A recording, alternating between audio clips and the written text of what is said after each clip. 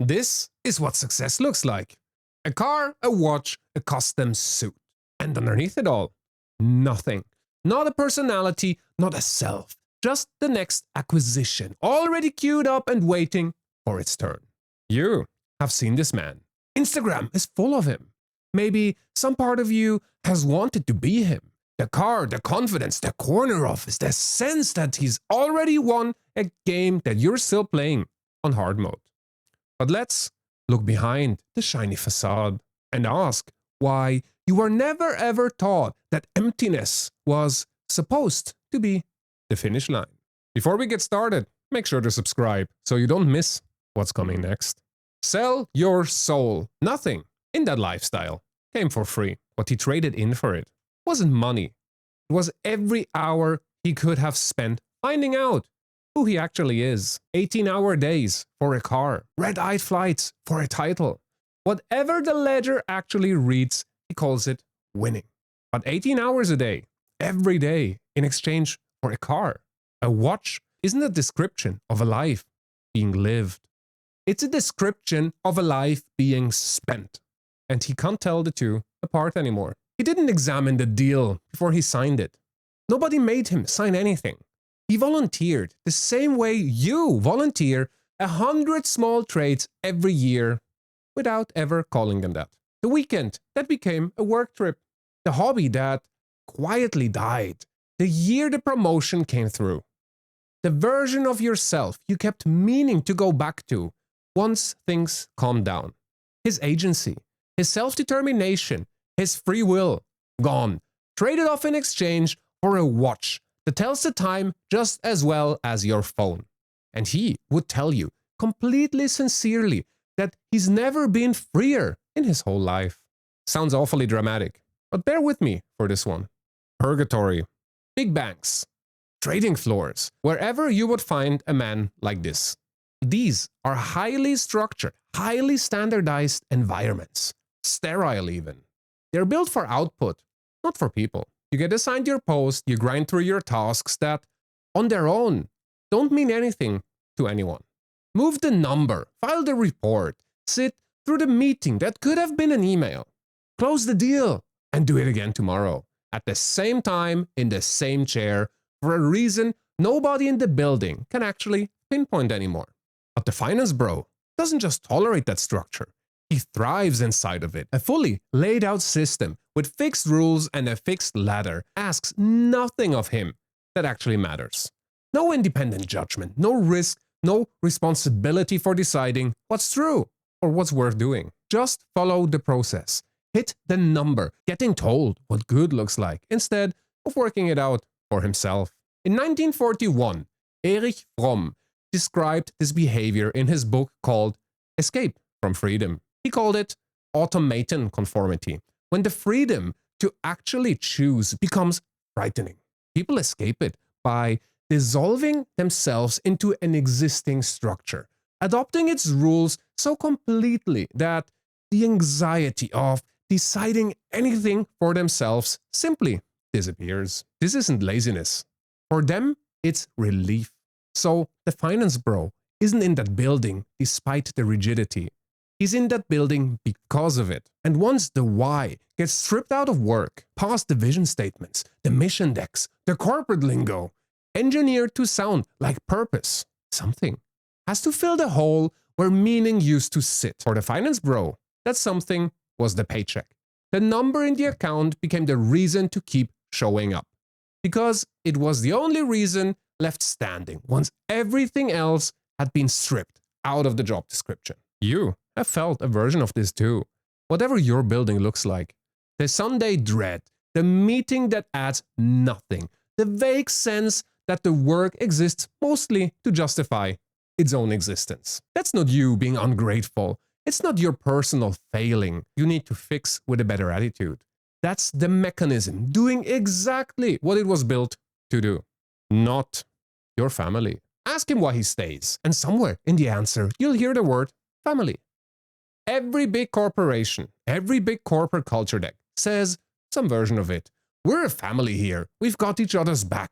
You belong. It works because the need underneath is real. Belonging isn't a corporate invention. It's one of the most basic human needs there is. But the structure, using that word, isn't optimizing for belonging. It's optimizing for shareholder value. And the word family is doing the work of making the fact feel warmer than it actually is. Psychologists call what happens next organizational identification, a process where an employee's sense of self starts to merge with that of the institution until the company's wins and losses get processed as his own. Personally, once that merge happens, a promotion doesn't just mean more money. It means he was right about himself all along. That's exactly where the superiority comes from. It's not arrogance in the ordinary sense. It's a genuine, sincere belief that he's better than the people who didn't make it, who didn't get the promotion. Because the institution he's fused his identity to has told him structurally at every performance review that he is. He doesn't experience that as conditioning anymore. He experiences this as reality. Borrowed answers. He didn't choose this definition of success. He absorbed it, swallowed it whole, the way you swallow a rule before you're old enough to ask who wrote this rule. Psychologists Edward Deci and Richard Ryan, in their 1985 work on self-determination theory, called this introjection, taking someone else's value and installing it inside yourself as if it was always yours, without ever actually agreeing to it. No negotiation, no moment where you waited and decided. It just moved in. And here's the part that makes it stick. A belief doesn't stay introjected forever. Left unquestioned long enough, it migrates. It stops feeling installed and starts feeling like his own. By the time you meet him, he isn't performing corporate values under duress. He swallowed the lingo whole, the synergy, the bandwidth, the circling back, until the institution's language is simply how he talks, simply how he thinks. Because a borrowed belief that goes unexamined long enough stops feeling borrowed. So he stopped pursuing what he wants. He's pursuing what he has been told to want, on a loop, so old he's forgotten it was ever handed to him in the first place. Ask him what he actually wants, stripped of the audience and stripped of the applause, and watch how long it takes him to actually come up with an answer. The raise, the title, the applause, in the all-hands-on meeting. None of this is compensation for talent alone. It's the price of a specific exchange. He laid his own agency down at the door in return for the company's bottom line moving in the right direction. Ask yourself the same questions you're about to ask him. How much of what you're chasing right now, the job, the number in your own account, did you actually choose yourself? And how much of it did you simply never bother to question? The vacuum. Here's what he's actually running from. In 1946, the psychiatrist Viktor Frankl described what he called the existential vacuum. His argument was that, for the most part of human history, instinct and tradition told people what to do and who to be. There wasn't much deciding involved in all of this. As that scaffolding eroded, though, people were left needing to generate their own meaning from scratch, which is a lot harder than it sounds. And most people fail at it, miserably. Frankl names two default escape routes from that failure to create meaning. The first one is conformism, doing what everyone around you is already doing, so the crowd's behavior stands in for an answer you never had to find yourself. Or totalitarianism, doing exactly what you're told by whoever's loudest, so someone else's certainty stands in for your own. The finance bro picked conformism.